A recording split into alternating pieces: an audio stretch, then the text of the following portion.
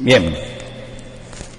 Nos habíamos quedado el otro día viendo la circulación capilar y lo que corresponde a la circulación que corresponde a desde las arteriolas,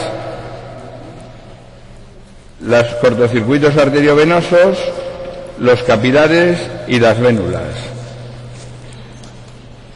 Vamos a ver ahora cómo se produce el intercambio en los capilares. Para eso también es necesario saber que hay diferentes tipos de capilares en diferentes tejidos. Y en función de la estructura del capilar, así también son los mecanismos de intercambio y las posibilidades de intercambio que tiene cada tejido. Tenemos unos capilares continuos, que son los más habituales en la mayoría del organismo, en los cuales se puede producir hay capa de epitelio que está conectando una célula con otra y se puede intercambiar a través de las células endoteliales y de la membrana basal, o bien a través de los territorios que quedan entre las células, transporte paracelular, o incluso mediante vacuolas que comunican un sitio con otro por pinocitosis. Luego tenemos otro tipo de capilares, que son los capilares fenestrados. Los capilares fenestrados son como los que hay en el riñón y que lo que tienen son agujeros. Son capilares que el endotelio está hecho de una forma en la cual deja agujeros entre la propia célula y entre células. Esos son los que hay, por ejemplo, en alguna parte de la mucosa intestinal, en el riñón.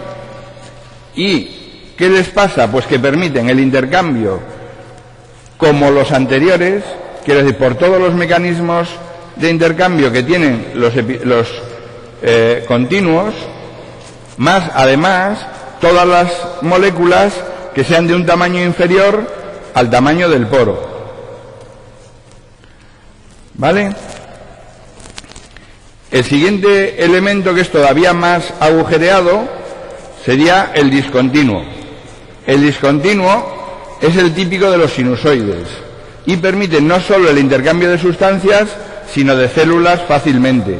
Tiene agujeros grandes y es precisamente el que está en todos los órganos hematopoyéticos, que tiene un intercambio de células grandes entre el plasma y la sangre que irriga los vasos de ese tejido y el tejido propiamente de ese órgano.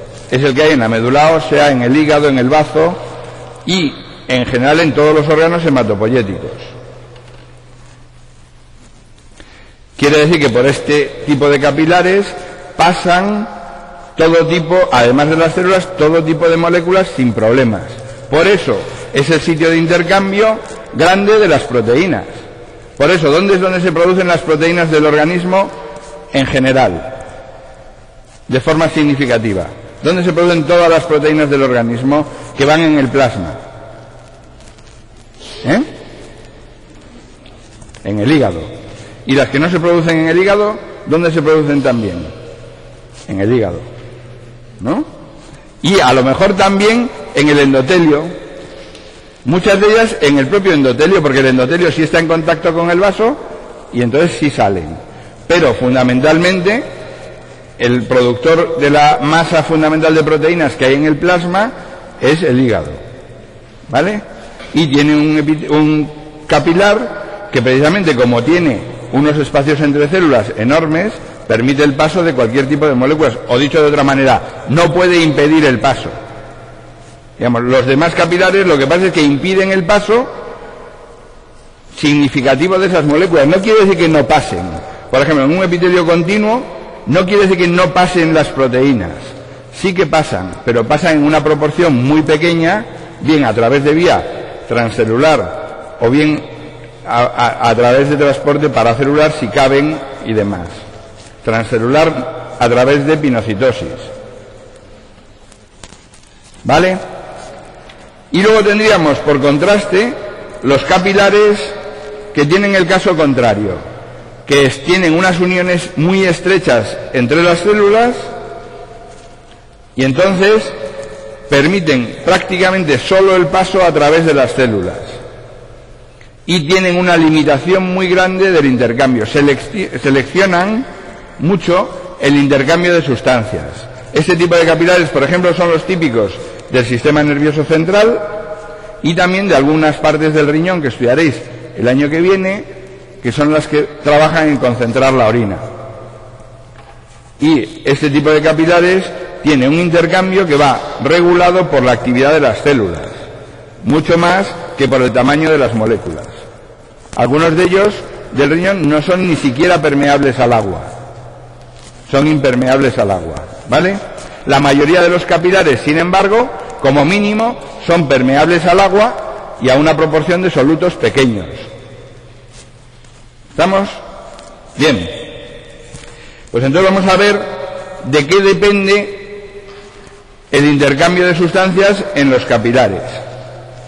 El intercambio de sustancias en los capilares va a depender, por un lado, de las fuerzas que impulsan las sustancias hacia los tejidos y, por otro lado, de las fuerzas que impulsan las sustancias desde los tejidos hacia el capilar. Y una de las primeras fuerzas que hay es la propia presión del líquido de los capilares. La presión del líquido de los capilares viene regulada. Aquí lo tenéis, los capilares estarían entre esta banda de aquí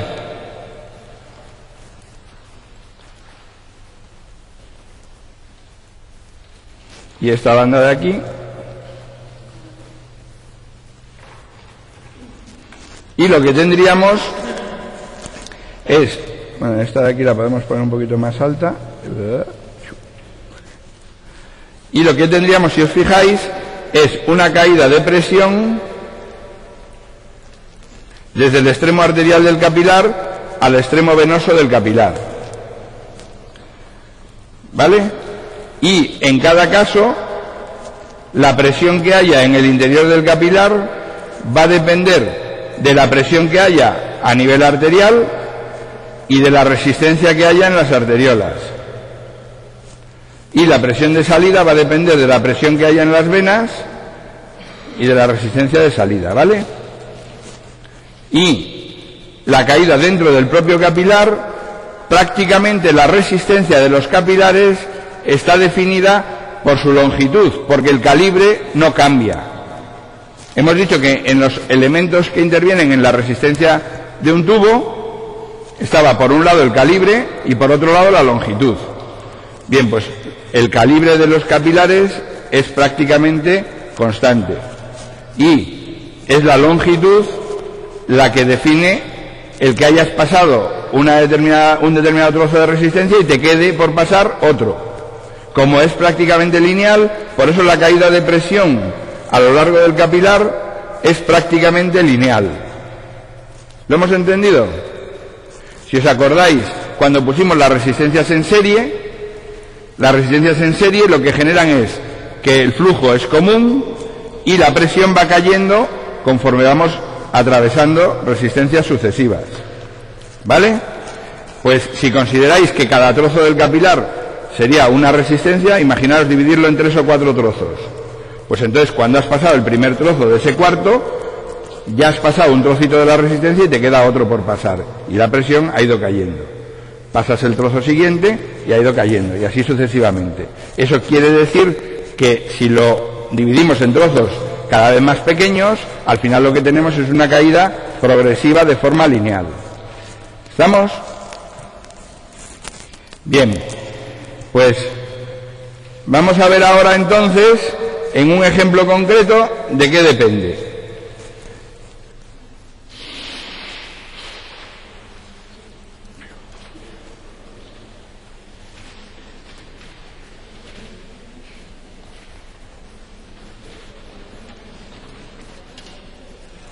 Vamos a quitarnos esto de aquí un momento, luego lo recuperaremos.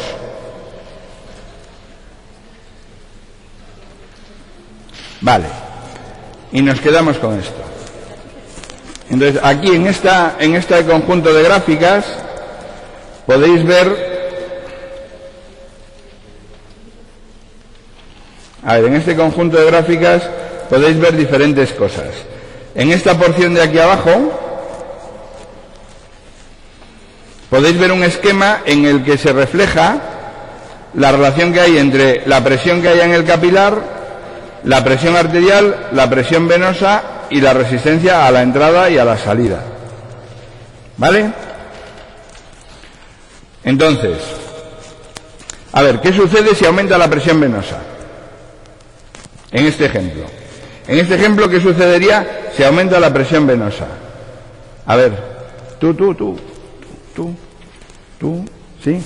¿Qué sucede si aumenta la presión venosa? ¿Qué va a pasar con la presión en el capilar? Sí. Piensa. Se trata de pensar. Esto siempre tiene trozo de pensar. Yo os voy a ir preguntando a los que vean más distraídos. Venga. ¿Vale? Os puede ayudar alguien de los que estaba... O sea, se permite que los compañeros te ayuden. ¿Qué va a pasar cuando aumenta la presión venosa?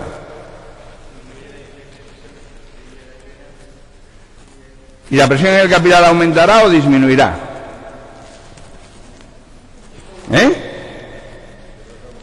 Aumentará. Vamos a ver, esto, os digo, os tenéis que imaginar que estáis con una manguera y con capilares como si fuesen mangueras elásticas, como globos. Si aumenta la presión en la salida, ¿qué le va a pasar a la presión en el capilar? Que aumenta. ¿Estamos? Es lo mismo que si aumenta la resistencia en la salida. Hay capilares en el organismo, como por ejemplo en el riñón, en que tienen una arteriola en la salida. Entonces la presión de ese capilar se puede controlar mucho en función de la resistencia que pongamos a la salida del capilar. Si aumentamos la resistencia a la salida del capilar, la presión en el capilar aumenta mucho. ¿Vale? Se puede hacer casi igual a la arterial si la hacemos esta resistencia muy alta. ¿Vale? Perdón, casi igual a la arterial. Y ahora vamos al caso contrario. ¿Qué pasa si aumentamos la resistencia antes de entrar en el capilar? Que disminuye. ¿Vale? ¿Qué pasa si aumenta la presión arterial sin cambiar la resistencia? Pues que aumenta. ¿Vale? De manera que fijaros que la presión en el capilar es un juego entre lo que entra y lo que sale y las resistencias que hay a la entrada y a la salida. Y se puede regular, o mejor dicho, se ve afectada también, no solo se puede regular, sino que luego se explica lo que pasa en patología cuando tienes un problema, tanto en el circuito derecho como en el circuito izquierdo, como en la aurícula, como en el ventrículo, y lo veremos un poquito. Que es, ¿qué pasa si yo ahora tengo un problema en la aurícula derecha? ¿Qué pasa si tengo un problema en la aurícula izquierda? Y vamos a ver qué es lo que pasa con las presiones, ¿vale? Cuando terminemos de ver un poquito el mecanismo de intercambio. Pero ya más o menos podéis deducir que todos los elementos que cambien la presión venosa van a modificar, porque van a variar este extremo de presión del capilar. Y todos los que modifiquen la presión arterial y la resistencia de las arteriolas van a modificar el punto de presión de entrada. Y entre ambos lo que va a haber es una caída lineal. ¿Vale? Bien, entonces ahora vamos a ver cómo se produce el intercambio de líquidos. El intercambio de líquidos se regula a través del flujo de filtrado por los capilares. Los capilares funcionan como si fuesen un filtro, que tiene unos poros y un tamaño en función del tipo de capilar que acabamos de ver que tenga el tejido. ¿Vale? Eso le hace que, por un lado, el flujo de filtrado dependa de una constante de filtración, que es el coeficiente de filtración, que depende de las características del capilar. Y luego depende de las fuerzas que impulsan al agua. ¿Qué fuerzas impulsan al agua? Y consideramos que el flujo positivo es el de salida. Pues ¿qué fuerzas impulsan al agua para salir del capilar? la presión hidrostática que haya en el capilar, que es este término de aquí. ¿Vale? ¿Qué fuerza se opone a que salga el agua en cuanto a presión hidrostática? Pues la presión hidrostática que tenga el intersticio. Eso ya lo habéis visto, me parece, en la introducción de fisiología, pero ahora es el momento de aplicarlo vascularmente. ¿Vale? ¿Qué fuerzas impulsan al agua hacia adentro del capilar, además de la presión hidrostática? La presión osmótica. La presión osmótica,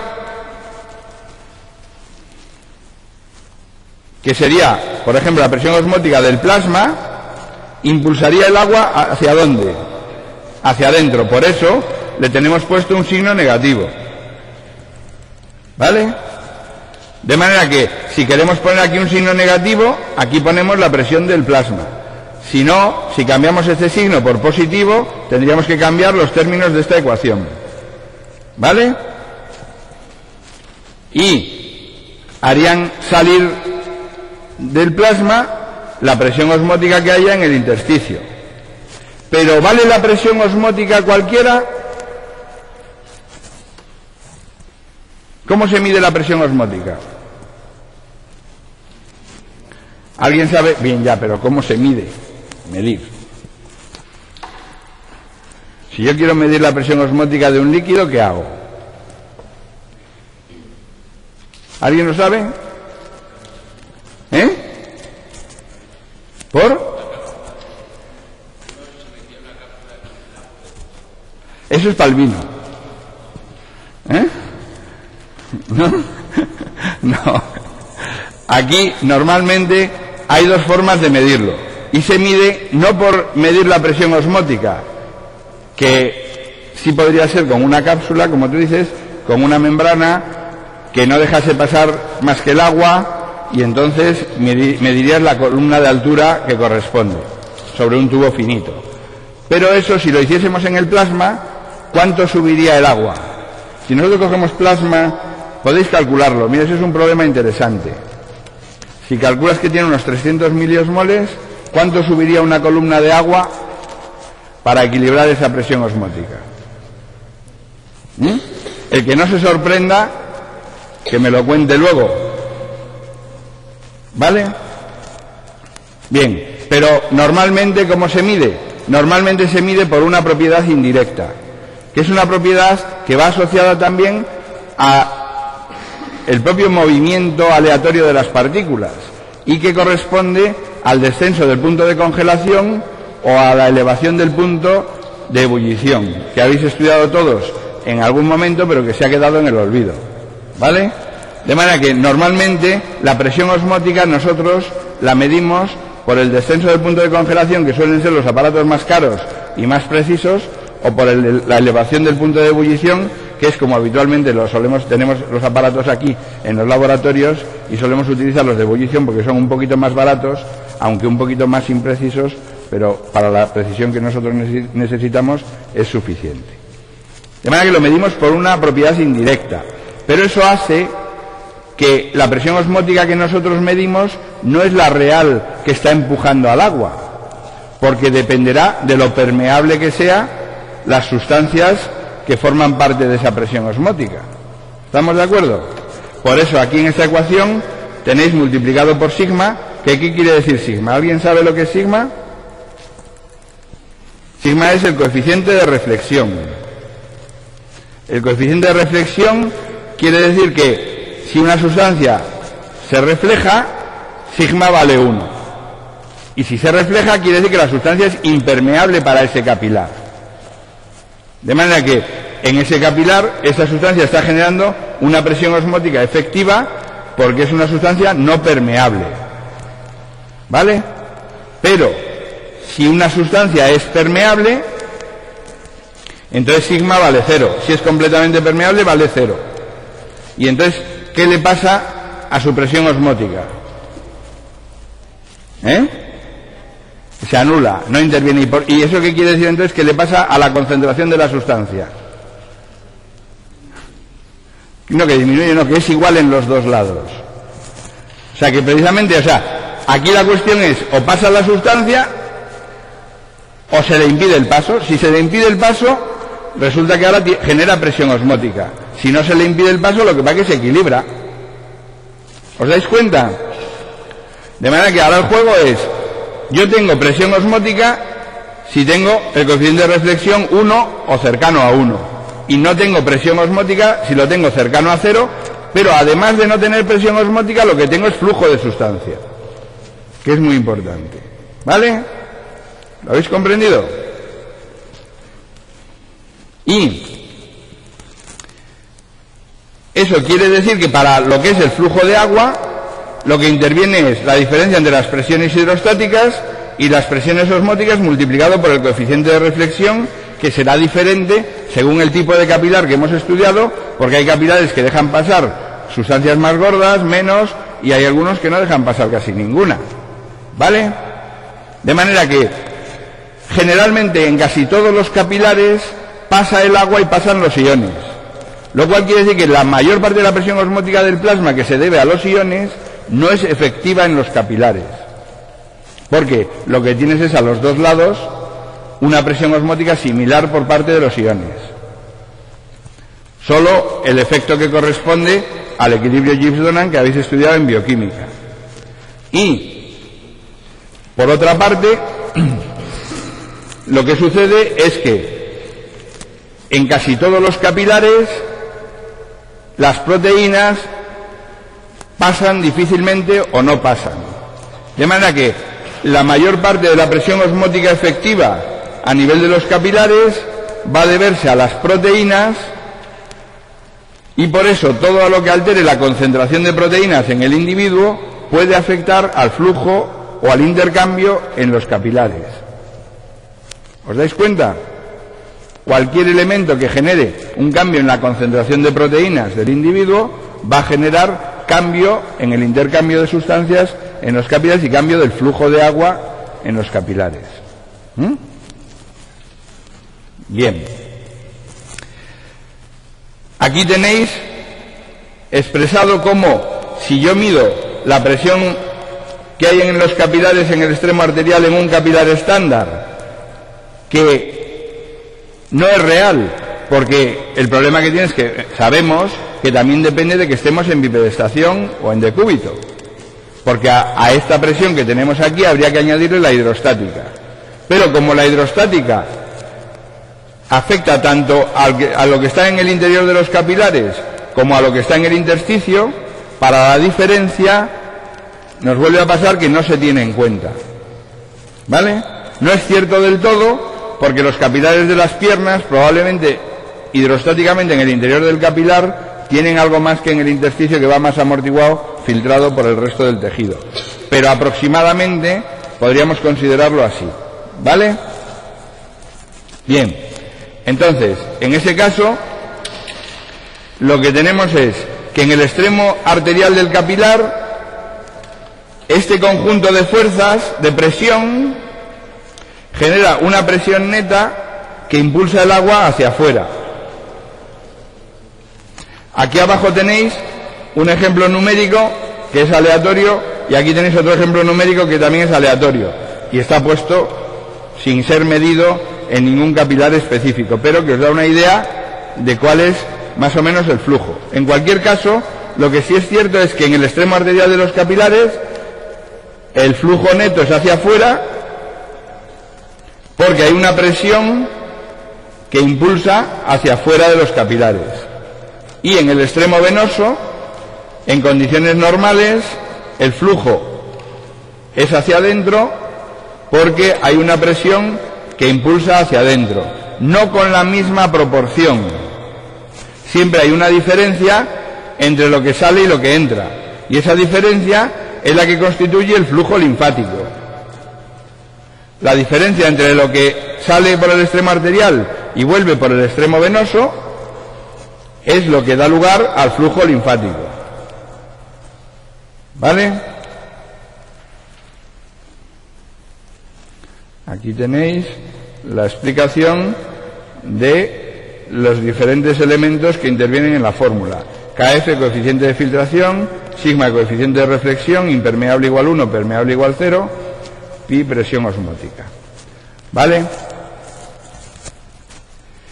Bien, ahora entonces, cualquier elemento que modifique la presión hidrostática en el capilar, como habíamos visto antes, bien sea la presión venosa, bien sea la resistencia, va a poder modificar el flujo de salida o de entrada de líquido y va a generar que se extravase líquido, que quiere decir que tengamos edema, o que no se extravase líquido. ¿Qué pasa si un sujeto, por ejemplo, tiene un problema en la válvula mitral y le aumenta la presión en la aurícula izquierda? ¿Qué le va a pasar? Pues que aumentará la presión venosa en el árbol pulmonar, aumentará la presión en los capilares pulmonares. ¿Y qué le va a pasar al líquido? Pues que se extravasa y entonces da lugar al edema de pulmón. ¿Vale? Lo mismo que si tiene una insuficiencia ventricular izquierda. Si el ventrículo izquierdo no es capaz de proporcionar un flujo adecuado, a no ser que se le dilate mucho y que aumente mucho su presión, esa presión se repercute sobre la aurícula. Es la presión de llenado. ¿Estamos? Y entonces, ¿qué le pasa? Pues que un individuo que tiene insuficiencia cardíaca izquierda lo que va a tener es edema de pulmón. ¿Os dais cuenta? ¿Qué va a pasar ahora si es al revés? Si es el ventrículo derecho el que está mal. Si es el ventrículo derecho, ¿sobre qué venas va a repercutir?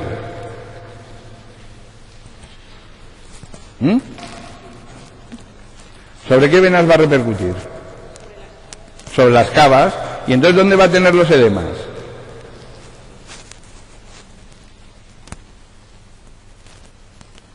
Piensa. En el resto del cuerpo, exactamente. Entonces, lo vas a ver mucho en las piernas. Entonces, tú tienes edemas en las piernas, una de las causas fundamentales es ver si el sujeto tiene una insuficiencia cardíaca derecha. ¿Vale? Tienes a la vez que como se le infla el hígado, que está muy cerca, pues resulta que tiene el hígado grande, edemas en las piernas, el pulso venoso por aquí, pues tiene una insuficiencia cardíaca derecha. ¿Vale? Y esos son los signos que luego vais a ver.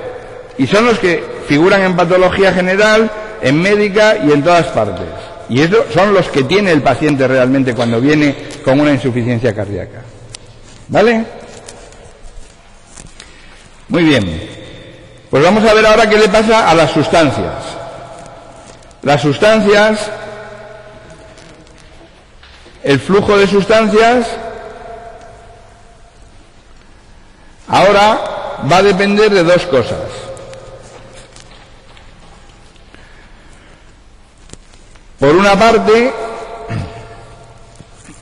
si las sustancias son muy permeables, ¿qué le pasa a sigma? ¿Cuánto vale sigma? 0 o próximo a 0, ¿vale? Entonces, si os dais cuenta, hay una parte de la sustancia que se va a mover siguiendo al agua.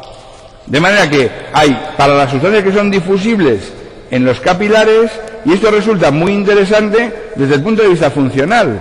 ¿Por qué? Porque todas las sustancias difusibles en el capilar se dan un paseo por el tejido. O sea, no van por dentro del capilar, sino que hay una proporción grande que lo que hace es que sale en el extremo arterial del capilar y vuelve a entrar en el extremo venoso. Y permite una mayor facilidad de consumo porque acerca las sustancias a los consumidores y productores de esa sustancia. ¿Estamos? De manera que fijaros que este sistema permite que las sustancias permeables salgan por el extremo arterial del capilar junto con el agua y reingresen por el extremo venoso junto con el agua. ¿Vale?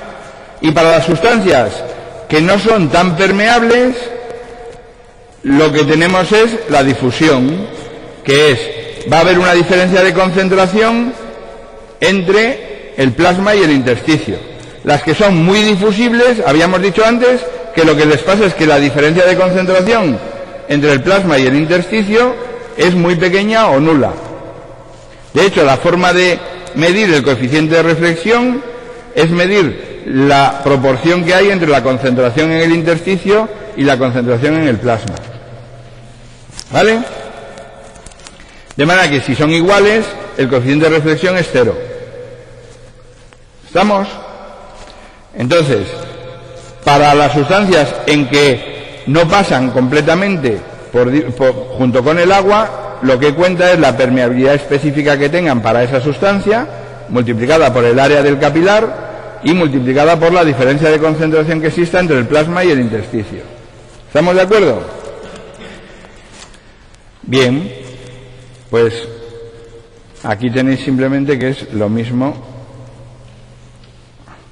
simplemente explicado lo que son cada término de la ecuación. ¿Vale? ¿Hay alguna duda hasta aquí? Dime.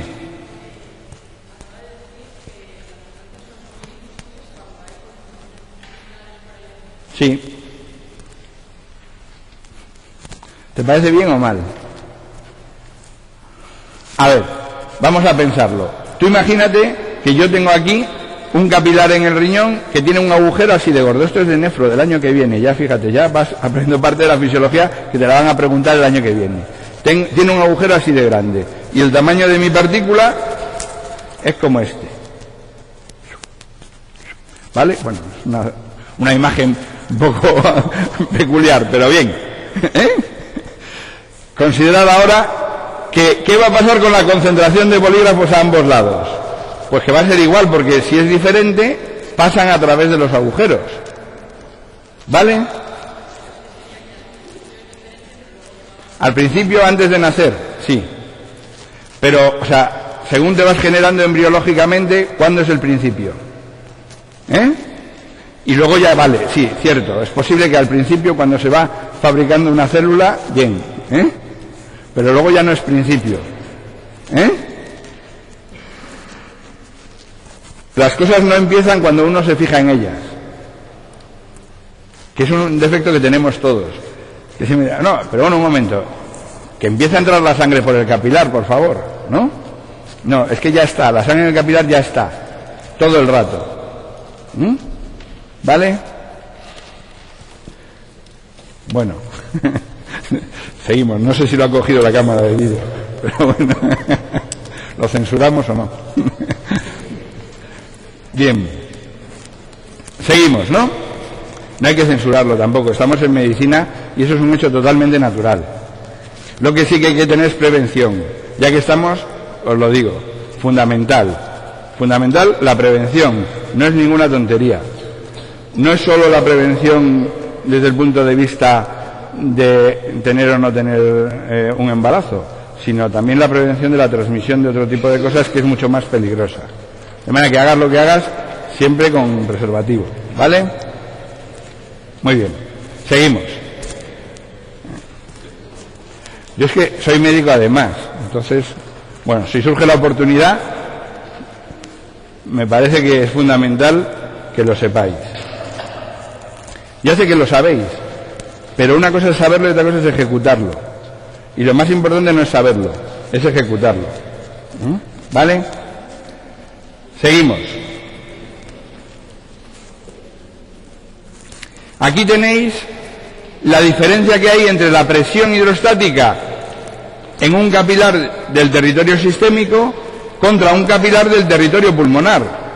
¿Qué le pasa? ¿Qué hemos dicho que pasaba en el territorio pulmonar? Que la presión en la arteria pulmonar habíamos dicho que era mucho más baja. Con lo cual, ¿qué va a pasar con la presión hidrostática en los capilares pulmonares? Pues que es mucho más baja. Con lo cual hace que prácticamente hay muy poco flujo de salida y la mayor parte del capilar lo que tiene es un flujo neto de entrada. Y eso permite una cosa esencial, y es que los alvéolos estén sin líquido en el interior, porque absorben el líquido del interior de los alvéolos hacia los capilares. En el momento en que ese fenómeno se altera, se produce un problema en el intercambio de gases entre el aire de los alvéolos y la sangre, porque aumenta el espacio que hay entre los capilares y el aire de los alvéolos. De manera que es esencial para la función pulmonar correcta que la presión en el interior de los vasos pulmonares sea baja. En el momento, por eso hemos dicho que aumenta la presión en la aurícula izquierda y eso repercute sobre los vasos pulmonares, tienes el edema de pulmón que hace que el individuo no pueda intercambiar adecuadamente los gases con la atmósfera. ¿Vale? Además, el pulmón normalmente tiene unos capilares linfáticos tremendamente importantes. Eso permite que el líquido que se extravase se vaya por los capilares linfáticos hasta un determinado flujo tan importante que nosotros somos capaces de verlo en las radiografías. Normalmente los vasos linfáticos no se ven en una radiografía normal, pero los vasos linfáticos pulmonares, cuando un sujeto está no en edema agudo de pulmón, pero está a punto, sí somos capaces de verlo como líneas que se llaman líneas de Kerley, que son unas líneas horizontales que se ven en los bordes de las radiografías. Y son los linfáticos que tienen un drenaje en ese momento brutal, porque se está extravasando ya líquido que ahora se va todavía por los linfáticos. Si ya no dan más de sí los linfáticos es cuando se acumulan los alveolos. ¿Vale? Bien. Pues aquí tenéis simplemente el equilibrio del flujo linfático y lo que sería cuando uno tiene dos capilares, la situación de las células del tejido en función de la distancia al capilar y de la concentración que haya.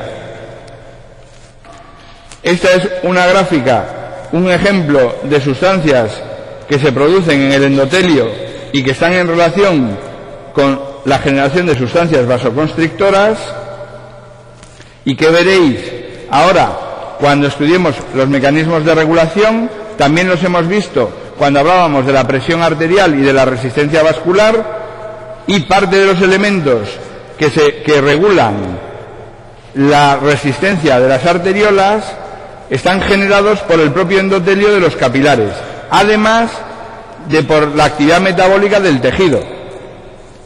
Todo es adicional, no es que una cosa quita la otra. ¿Vale? De igual manera, además de sustancias vasoconstrictoras, tenemos sustancias vasodilatadoras, generadas por el capilar, igual, por el endotelio. ¿Estamos? Y modulan esa situación.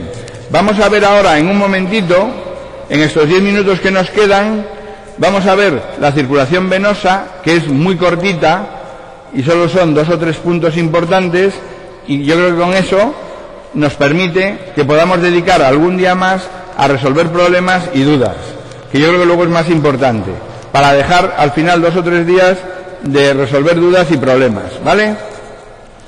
Y además así completamos un poquito más y yo creo que eso os va a venir mejor. Vamos a coger las venas.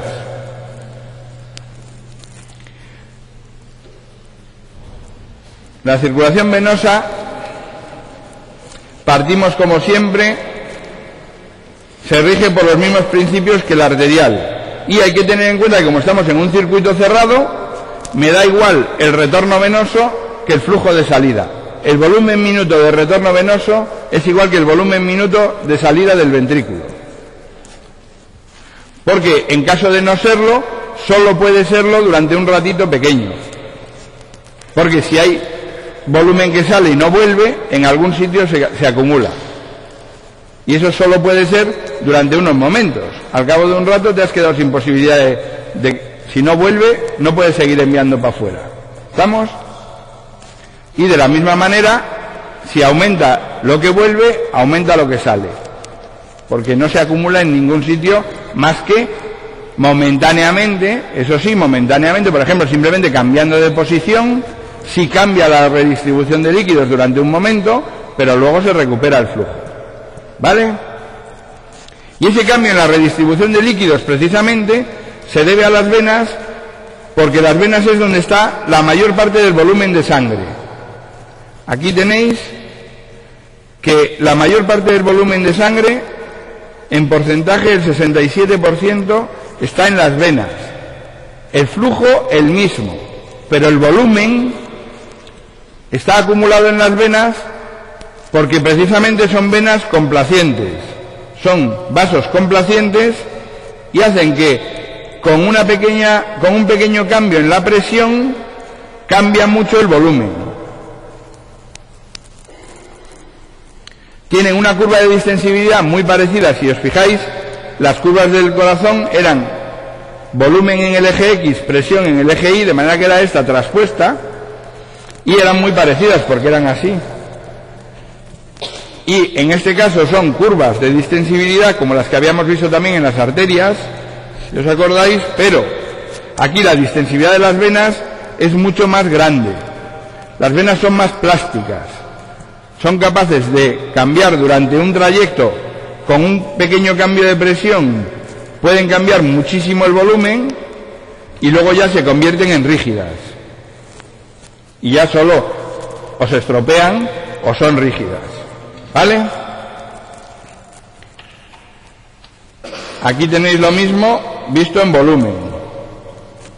Y precisamente ahora tenemos un fenómeno esencial, que es, en cuanto al flujo, el flujo de las venas se produce con muy poco cambio de presión y con una resistencia baja. Pero todo el circuito es de baja presión y eso genera dos o tres peculiaridades, que es peculiaridad 1. La presión en las venas entonces se ve muy afectada por el fenómeno ortostático, de manera que en el momento en que el individuo se acuesta, la presión en las venas en todas ellas es baja, pero en el momento en que se pone en bipedestación, las de los pies pasan a tener una presión elevada, mientras que las de la cabeza tienen una presión negativa. ¿Cómo se puede tener una presión negativa? ¿Qué quiere decir una presión negativa?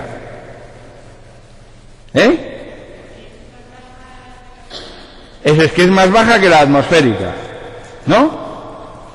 Eso, es lo que querías decir y lo he entendido perfectamente. Muy bien dicho. Y por eso es negativa, porque estamos mirando con respecto a la presión atmosférica. ¿Y qué importancia tiene eso? Mucha. ¿Por qué? Porque ahora fijaros que las venas del cuello, de la cabeza entonces, tienen presión negativa, están aspirando. ¿Y qué pasa si a un sujeto, por ejemplo, le agujerean el cráneo? Le dan un tiro, ¡pam!, y le agujerean el cráneo. ¿Saldría sangre o entraría aire? Eso, entraría el aire y hace una embolia gaseosa. Entonces, ¿qué es fundamental? Que a ese sujeto no ponerle incorporado, ponerle tumbado. Porque a ese sujeto, si le tumbas, no le pasa nada, puede sangrar un poquito, mejor. Pero en cambio le incorporas y ahora hace... y aspira aire.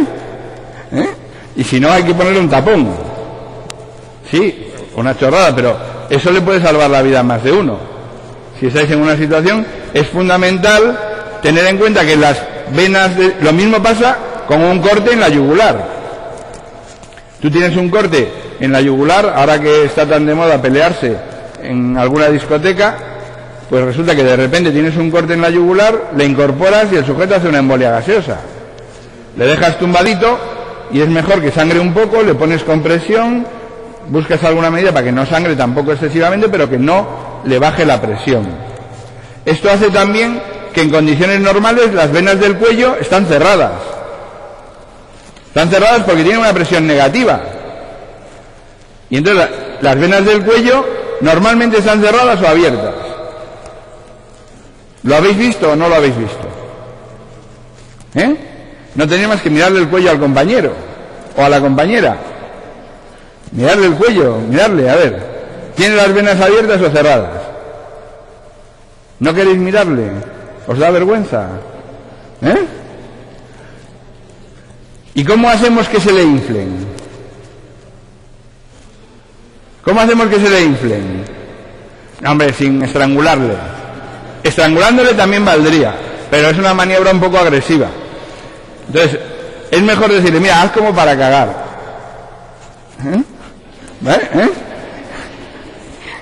Se llama la maniobra de Valsalva en culto. En culto es la maniobra de Valsalva. A los enfermos es mejor decirle, haga usted como para cagar. ¿Sabes? Porque te entienden mejor que digas, haga usted la maniobra de Valsalva. Y dice, hombre, me ha pillado, no me sé cuál es. ¿No? Bien, eso quiere decir que el segundo elemento que afecta a la presión venosa es la presión del tórax. O sea, si yo modifico la presión del tórax, estoy modificando la presión venosa. Y por eso la presión venosa se modifica con la respiración. Fijaros, aquí tenéis la presión venosa y el flujo venoso con la respiración. ¿Vale? De manera que cuando inspiro disminuye la presión venosa, cuando expiro, o sobre todo si hago con la glotis cerrada una maniobra de aumentar la presión en el tórax, entonces aumenta la presión venosa. ¿Vale? Eso es lo que hace que eso también repercute sobre las venas cerebrales. Y si haces esa maniobra muy intensamente puedes tener un problema. También esa maniobra genera un estímulo vagal importante que es muy útil, por ejemplo, en los trastornos de taquicardia cuando se debe al nodo. Hay una cosa muy peculiar, que es que cuando uno tiene una taquicardia que está generada por el nodo sinusal, una taquicardia supraventricular que es relativamente frecuente, esa y viene el paciente y dice: yo es que empecé con unas palpitaciones tremendas, me entraron ganas de ir al váter y se me pasó. Eso prácticamente es casi diagnóstico seguro que es una taquicardia sinusal. Y lo que tuvo es un estímulo vagal durante el efecto de la defecación y se le paró por frenado vagal. Como habéis visto, que el vago lo que hace es frenar al nodo. Y es con que te lo cuente, que muchos pacientes lo cuentan tal como yo os lo he dicho. Y cuando lo cuenta así, dices: bueno, eso, vale, eso es una taquicardia sinusal, vamos a ver si eso ya lo estudias. Porque ya no la puedes ver, ya no la puedes registrar, ya se le ha pasado al sujeto. No tenía el electro en ese momento. ¿Vale? Bien. Pues entonces, el único tercer efecto que nos queda, y ya terminamos con las venas, es que por el mismo fenómeno las venas de las piernas tienen una presión elevada y están dependiendo de dos elementos, que son las válvulas venosas y la actividad muscular que las comprime. De manera que es esencial para el funcionamiento vascular de las venas de los pies, primero, conservar las válvulas eficazmente, y segundo, la compresión externa de los músculos, precisamente debido a las válvulas, va generando un flujo de retorno. Y es lo que yo os decía, que cuando estéis en un quirófano muchas horas, es esencial mantener un ejercicio muscular de los músculos de las piernas para favorecer el retorno venoso. Y que no haya un acúmulo de sangre que lo que hace es que dilata las venas y al final lo que hace es romper las válvulas. Porque va dilatando las venas, las va dilatando y al final lo que quedan son las varices. ¿Vale? Pues aquí lo dejamos y ya con esto hemos terminado la parte de las venas. Nos quedaría analizar la función ventricular desde el retorno venoso, pero lo haremos después de la regulación, que quizás se entenderá mejor. Hasta aquí hemos llegado.